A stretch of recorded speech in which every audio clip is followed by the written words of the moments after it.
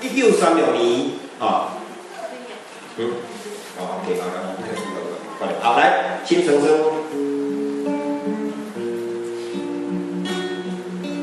我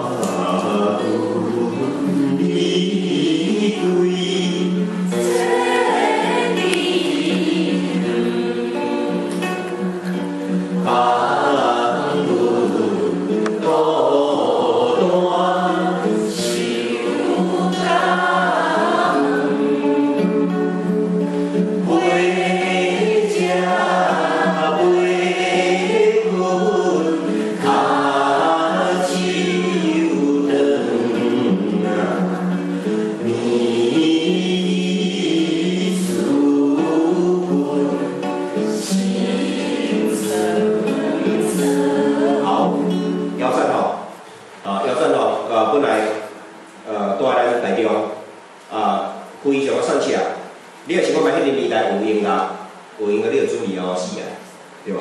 嘿，生8个囡仔，住在台中，住在什么所在？住在即卖迄个台中殡仪馆遐，较早农啊，谁人要住在农啊？无钱啦。写完伊的作品了后，踏车去台北卖作品，安尼啦，家己本身有气喘，踏车咧半路就气喘发作。这是咱台中的这个腰斩所以你也是讲嘛，伊的身世是安尼，伊写的歌一定是足艺术。你厝散在咧靠背，你无可能唱得快乐的歌啦，嘿，就是安尼所以这是腰斩的这个故事伊本来伊是本来是神学院毕业的，但是咱政府无承认这个学历啦，嘿，所以呢，到尾迄个真侪囝儿拢。